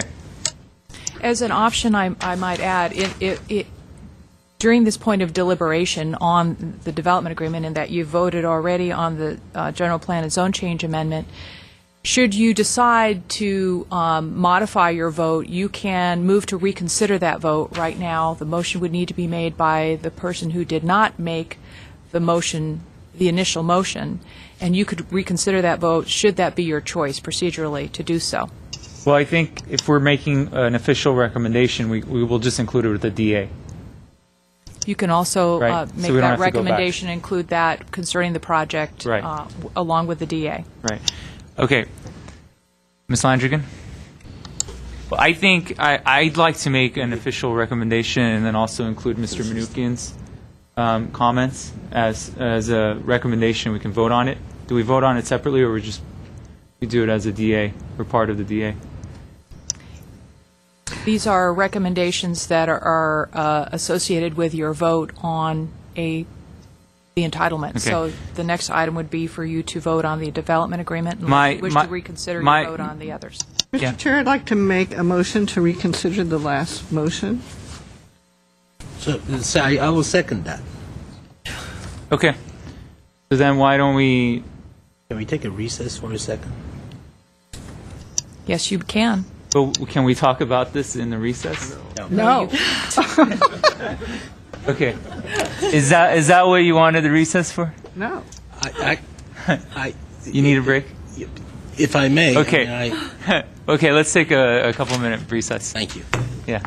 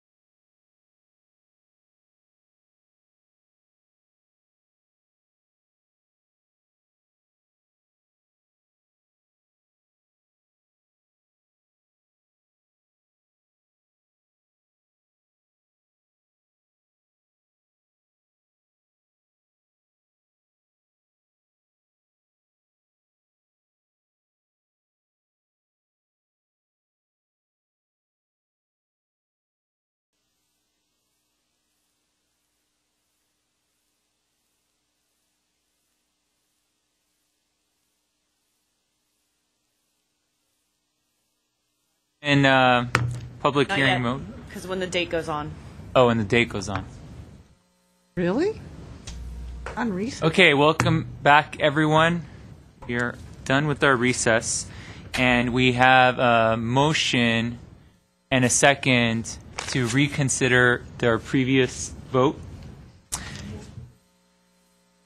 Okay, now can we make our recommendations? Can we make our recommendations now? You have to vote on the reconsideration. And then Oh, and then it comes back. The Okay, got it. recommendations are bootstrapped to your To our affirmative next vote. Yes. Got it. Okay, so let's vote on the reconsideration. We have roll call, please. Yes. Aye. Aye. Aye. Great. Let's bring this motion back now. And can we have a motion For the development. for the actual vote of this? For the development agreement. Yeah. No, No. for the For the zone change and Now we're reconsidering. yeah, we're Yes, reconsidering now we what are. we actually voted on. So let me make the motion for the second time. Can I just say whatever I said before, or do I Yeah. read it again? A resolution of the Your Planning motion. Commission of the City of Glendale, California, for the purpose of amending the general plan land use map and downtown specific plan maps, case number PGPA 1316857, and the zoning map and downtown specific plan maps, case number PZMA 1316861, for the Carmel Partners North Central Apartments project. That the Planning Commission recommend. That the Planning Commission recommends the amendments to the general plan land use easement map, the citywide zoning map, and the downtown specific plan maps, and use map and DSP maps relating to the North Central Apartment project. Okay. Okay. I'll second. Okay, you second it now. I'd like to add 3 recommendations to that. One is for the massing, the kind of massing, to be reconsidered. For an easement or some kind of pedestrian, bicycle access be created for as an east-west connection between the existing east-west alley and Duran and Central, and for retail to be added as a component for this project.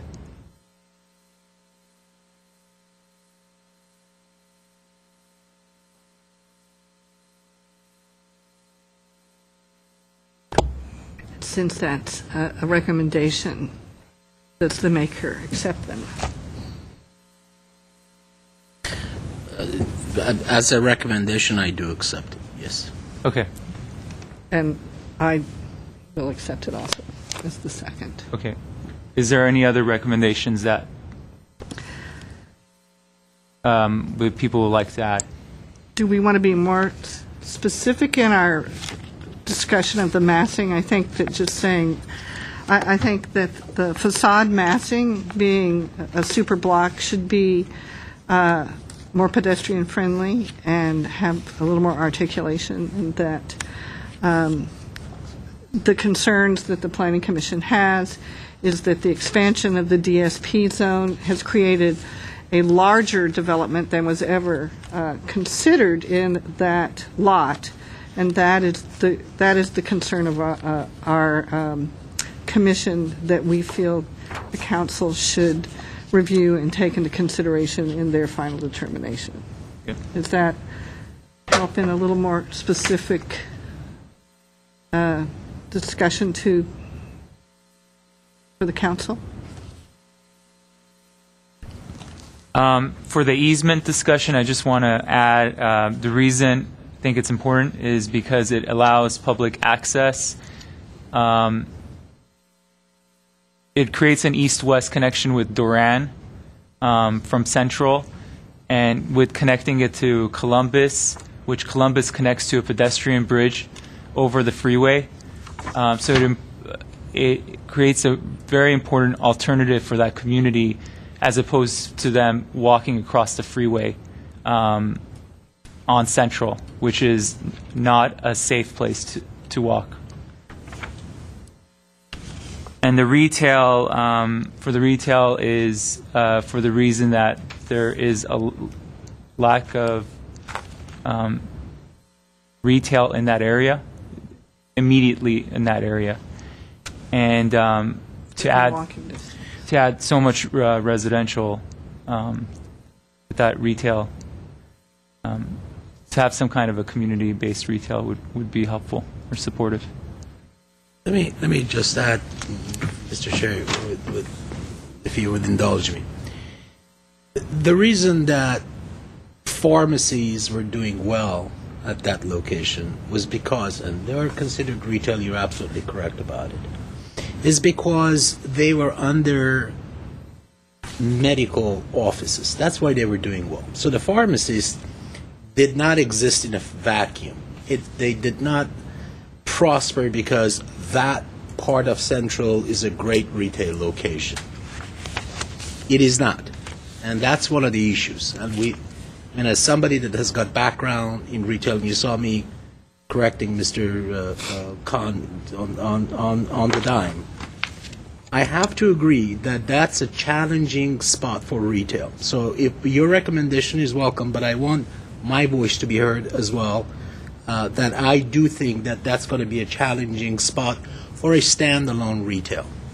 Now, whether or not a retailer can survive alone at that location that would serve the occupants of that building, it's something altogether different that needs to be studied.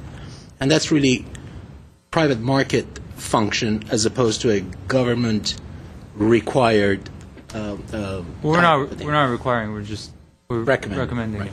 So long as we understand, in my opinion, retail may have some challenges at that location. Yeah. Well, it is also a very big project, and I agree. And 500 clients. I think they could find some portion of it to add some kind of retail. I'm not giving a scope or size of retail, but something. There may be captive audience. Yeah. I'd like it for the whole thing to have retail, but that may not be possible. So right now I'm just recommending some retail to be added. Got it. Okay. May I read this to the record? If I may I summarize?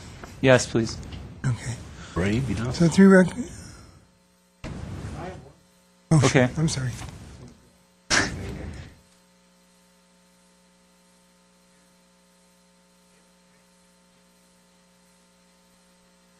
Your mic. No one. Sorry. A simple reconsideration of the entry drives that have been considered for the property. One of them opens up to North Central, the other one to Pioneer. And I'm just afraid that this configuration may not be adequate. I'm sure you've done your studies. Just look at it again. Okay. Mr. Foy. Okay. That first is that the massing be reconsidered along Central to make it more pedestrian friendly and with more articulation. Well, along the entire property route, especially along Central. So the massing, it's a super block. Yeah, it's not just Central, but it's entire property, and that's part of the reason why it's challenging for me to expand that zone. By the way, where is this super block coming from? Have we used that? This is the first time I'm hearing this. I'm intrigued. It's a term in which the whole block is massed out without any. It is a pretty common planning term. It is? It is. Yes, it's well known among planning circles. It's a kind of a. How many times have you used it in the last year, Ms. Stotler, here in our planning department?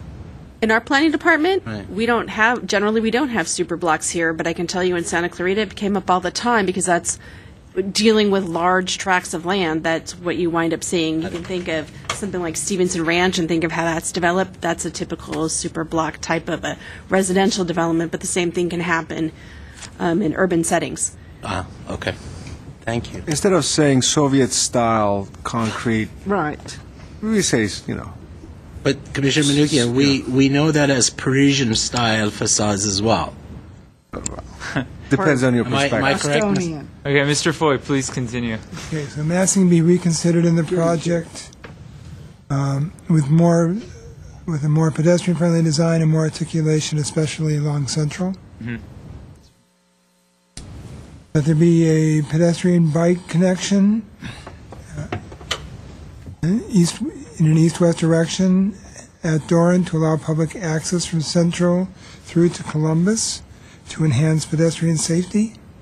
Well, connecting to the east-west alley that connects to Columbus. What you said sounds like the development should. Have a little alley. Yeah, that goes all the way to Columbus, but the existing alley already touches Columbus. We're extending that so it To allow goes. public Yeah. access from Central to Columbus via the existing alley. Yeah, that's only a public, not close to vehicular travel.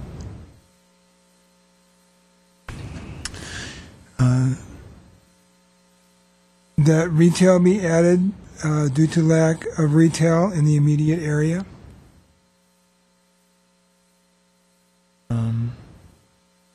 Can we change that to be within the walking distance of the area? Because I think one of the DSP, DPS, Well, there is Yes, retail comment, and walking. Ask him, not me. well, if you cross the freeway, Well, maybe I think I would say for lack of retail for the amount of people who are living there and will be living there in that area. If I may, Yeah.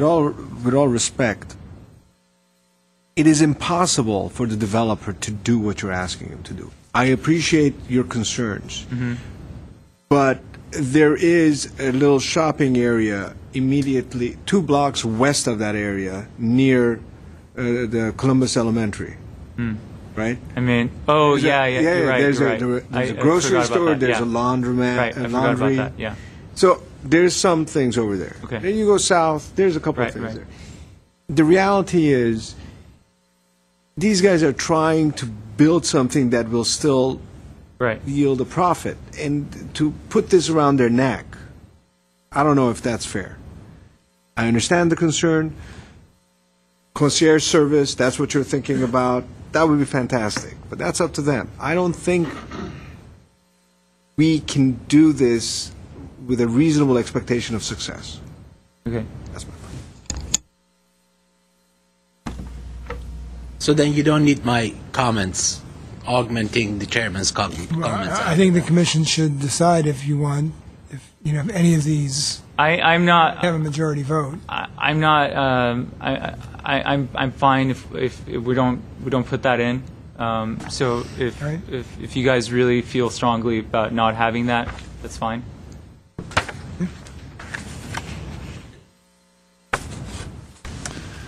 Then I'll do. will- I did. I do. It did. What my recommendation was is it was sort of tying it with the pedestrian portion of it, which was to have some kind of the retail would support the pedestrian nature of that area. That's where it came from. It wasn't really to create a lot of retail, but it was just to create some retail. And that's where my original idea came from. And for such a large development to not have a single square foot was a little puzzling for me. So if you guys don't feel like having that, we can take it off. I think it should come off. I think it's a difficult condition. Okay, so let's take it off. Okay, and then I will then also leave out Commissioner Storian's comment that standalone retail may have some challenges. Yeah, you don't need that anymore. Yeah, Okay. add that. And there was a recommendation to reconsider the entry points, the entry driveway points. Automobile entry and egress points.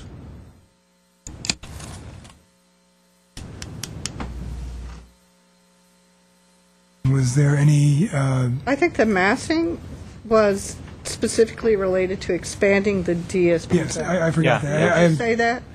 I didn't say it, but I do have notes due to the fact that the zoning code, the zoning map amendment and general plan amendment allows a larger development than the DSP anticipated. Right. Thank you. Okay. That's And really was the there- biggest concern. And was there, I'm sorry, I was writing and perhaps I didn't quite catch the reasoning you gave for the entry driveway. As I saw it, there's two entry driveways. One of them leads onto Pioneer, one of them to Central. Central, you can facilitate the process by putting traffic lights. Pioneer is a relatively narrow street. So by maybe rethinking the number of lanes, the width of the driveway, whatever, they can facilitate the exit in the morning and the reentry in the evening. Hence, please reconsider traffic entry and egress to the development. To ensure optimal traffic flow? Sure. Okay. Is that it? Okay, can we have roll call, please? Planning Commissioners Astorian, Yes. Landrigan, Aye. Manukian, Aye. Yesayan. Aye. Chairperson. Great, thanks. Can we have a motion for the development agreement, please? I move that a resolution of Planning Commission recommending approval of a development agreement in connection with the North Central Apartments project to the City Council. We have a second? I second. Okay, roll call, please. Planning Commissioners Astorian, Yes. Landrigan, Aye. Manukian. Aye. Chairperson Yesayan. Aye. Thank you. Thank you, everyone, for bearing with us. That. All right, next item, Community Development Department updates. The planning permit streamlining amendments, which this commission recommended approval of, is scheduled for a hearing on November 5th. I'm sorry, could you When? say that? November loud? 5th, planning permit streamlining processes at City Council, Oh, okay, And it's that will be what date? Tuesday, November 5th. Tuesday. Okay, any other updates?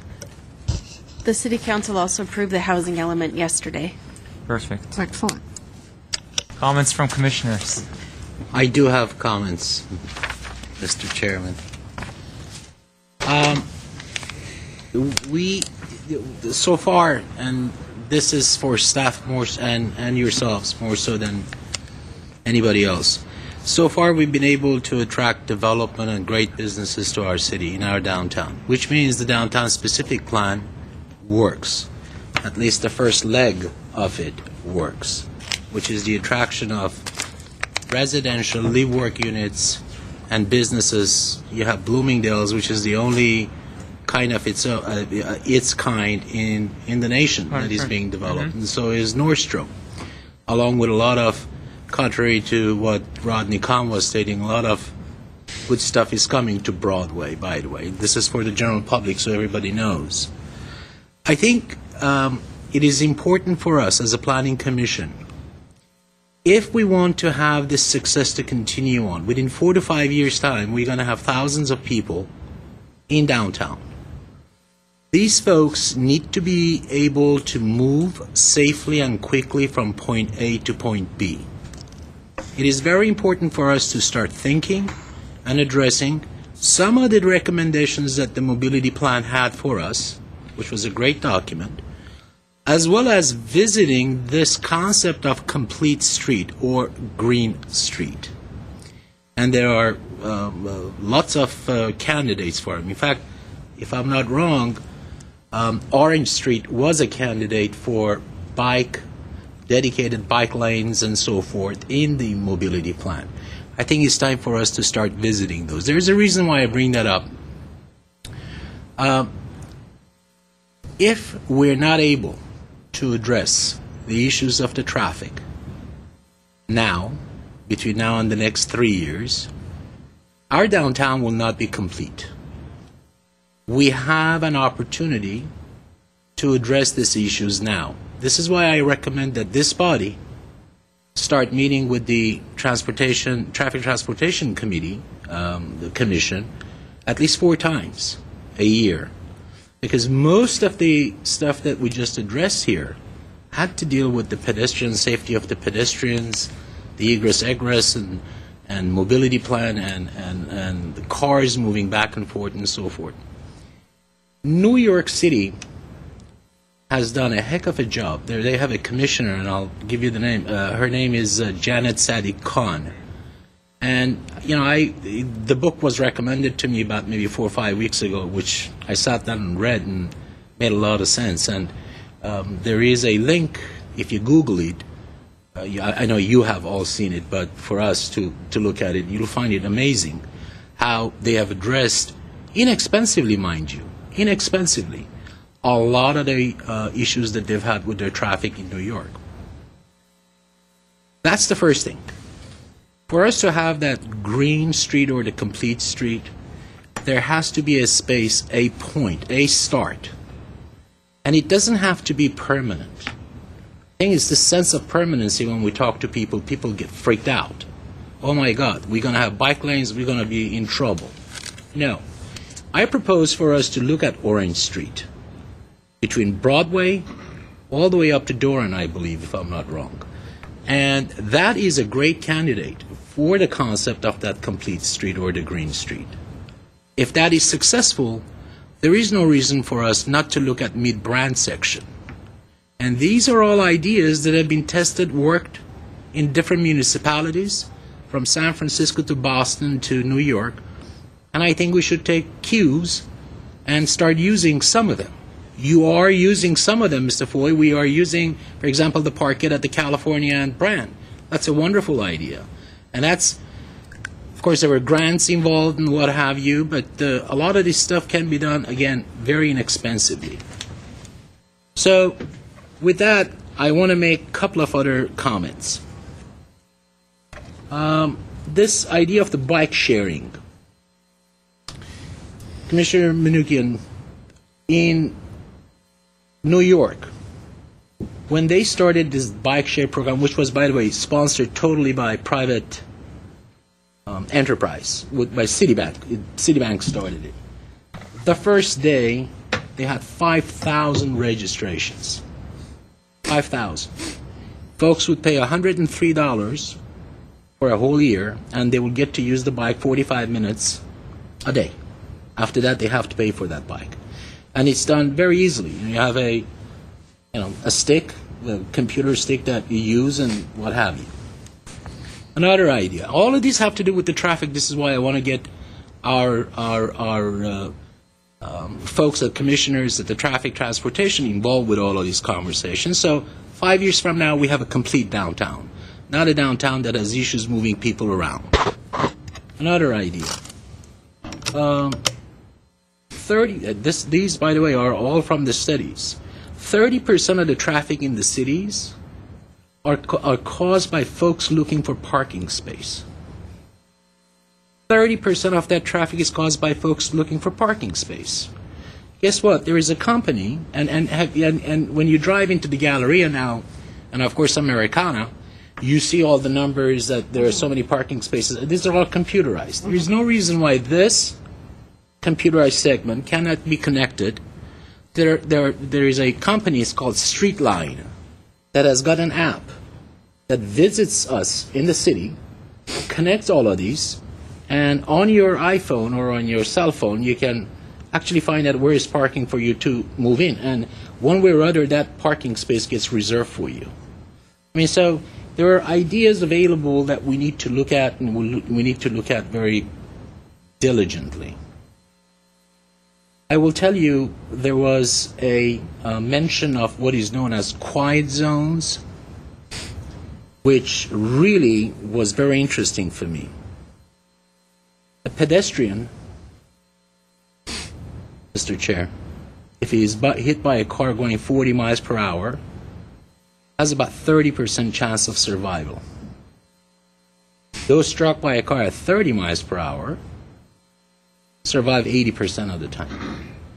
Those at 20 miles per hour, the figure climbs to about 95% of the time.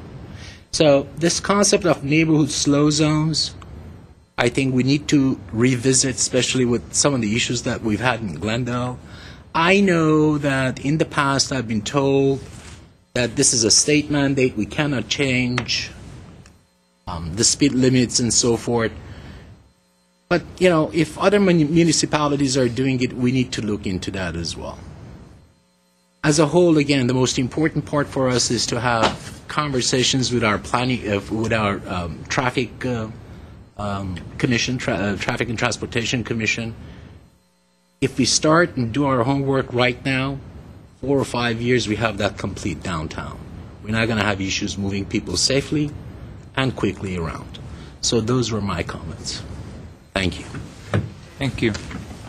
Any other comments? Well, this is not a comment. This is a question from staff. Tonight we discussed in great detail the project that was also on the agenda a couple of meetings ago, last meeting, I believe. My question is, why is it that we couldn't, first of all, is this project going to be on our agenda in any other way, shape, or form in the future? No. So we're done with it? Correct. Okay. My question is, why is it that we couldn't discuss the complete project, all the aspects of the project that relate to our jurisdiction and purview in one meeting, so that we could have a big picture approach? You know, first there's the alley vacation. Once that is vacated, now the developer will be able to, ask you for the entire thing to be zoned the same way, and then and so on and so on and so on. Why couldn't we do that? Commissioner Manukian, that is a very good question. And the project itself is scheduled to go before the City Council on November the 5th. Okay. All of the land use entitlements, including the map amendments, the development agreement, Stage 2 design review, as well as the alley vacation, are all going to be put together as one complete package for City Council consideration. Due to the state codes in regards to the alley vacation unfortunately has to go to City Council and essentially be introduced 3 weeks ahead before going back to City Council for consideration. So because of the timing of the alley vacation had to specifically be presented to the Planning Commission, unfortunately, before all the other items today. So as I understand that. I understand that the alley vacation has its own little esoteric rules, but does that necessitate that the other aspects of the project not be accompanying it? No. And had we been, due to the timing issues and the nuanced submittals, staff would definitely prefer to have a project go at one time for all of the entitlements. It just so happens, unfortunately, we were put in this position where we had to essentially separate out the alley vacation from the development agreement and the map amendments. So this is an unfortunate case for this particular project. We do try to essentially package all entitlements and bring it forward to Planning Commission at one time, but this was an unusual timing issue. Our apologies for separating out the two. The only reason I had an issue with it is what I said during my comments. I prefer to have a big picture of what's going on. I'll give you, on the way home that night, I was kicking myself because at some point during the conversation, somebody said, well, you do understand that all we're here to discuss is the alley vacation. Okay, fine. Mm-hmm. And then We're not here to discuss the project in chief. Understood. And then we were quoted with the study that had been done in order to, the traffic study. So on the way home, I'm thinking to myself, wait a minute, if I couldn't consider the project itself, how is it that I, by necessity, had to rely on studies done for the project? I mean, there's a disconnect there. You see what I'm saying? And then when that happens, your mind starts wandering as to why that happened. And if we see everything at the same time, there's openness, there's transparency, and everybody can understand exactly what's going on, where each piece is moved to, and what the conclusion of the process is. Thank you. Well, I think you said it beautifully. Those are exactly my thoughts. We've had a number of alley vacation cases come before us without understanding the context of why we need to approve it. And if we ask questions, we're told, well, we're only approving the alley case. But I think we are trying to find consistency with the general plan. And to find the consistency with the general plan, we have to understand how this fits in with the entire network. And the example of today's alley case, we don't know. Why do we really need a right turn only lane over there? It does create harder access for pedestrians to cross the street. I don't know, but we were told we have to do it, or we were told that this is what has been proposed. We don't understand the details, the context of why we're moving forward. So that's just an example. Related to Mr. Astorian's comments, I agree with everything he said.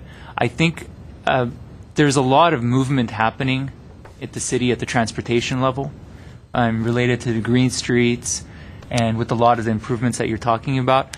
I think it would be good to have an update by our mobility planner, Mike Nielsen, because he has just put a grant in for Green Street improvements along Harvard and Maryland. And I think it would be helpful to the commission if we hear an update from Mike Nielsen, and so he can talk about the strategies that the Transportation Department is pursuing right now, and the kind of grants they're applying for, and so we can give our own feedback, and then also start this discussion that Mr. Astorian raised. Ms. Lannery. Yeah. I agree that Orange Street's an opportunity for a green street. I was just on it today. It's one of my favorite streets to drive down, although there's considerable construction going on there, so we're changing the downtown specific plan. One of the beauties of downtown Los Angeles is that their downtown specific plan specifically addresses green streets already. So any development requires a generous sidewalk, a generosity of public amenities, shade trees, and I don't see that in our downtown specific plan. And that is a part of the green streets and complete streets that was overlooked. If you go downtown now, and if you go on 6th Street or you go on Spring Street, you see that the downtown now requires that you have 10 to 12-foot sidewalks with generous street trees that can actually provide shade and aren't little, toothpicks with a leaf or two. So to me, I think that some of the we changes just that we're reduced sidewalks making, based on Central. yeah, and I think we really need to be far more complete in receiving these items. Well, I think we're going into discussion mode. Why can we make this an agenda item as far as that would be preferable than discussing it on agenda. And we can have an update from the mobility planner, and then we can state our own recommendations. Yeah, that'd be great. I'd like to make one more comment before it's agendized. It is all fine and dandy to have an update. I mean, this is very good. Yeah. And I can understand where you're coming from. What I'm proposing does not take a lot of resources, a lot of grants, does not require any of that. All we need to do is to basically use some stuff temporarily to experiment with it. Once that's done, the community buys in it, and you're done with it. It's going to be an agenda item, this idea of the green streets, and then what you're talking about, we can discuss it there on how we move forward. And so, I think that would be the appropriate place. So long as we know there is an urgency to this. 4 or 5 years from now, we're going to have a lot of happy people. We want to keep them happy in downtown. So we're requesting, we have an agenda item to discuss how we can incorporate green streets into the downtown area. Related to that, one more thing quickly. I've been reviewing the Cal Greens Code, which is the state requirements on green buildings, and I've noticed that there is a requirement for new commercial and also residential over 6 stories to have bike parking spaces. I want to, maybe as part of this agenda or as a separate update, to know if the city is actually complying with that. That's it. We have motion to adjourn. I move we adjourn. Great. Do we have a second? Second. We're adjourned. For the time being.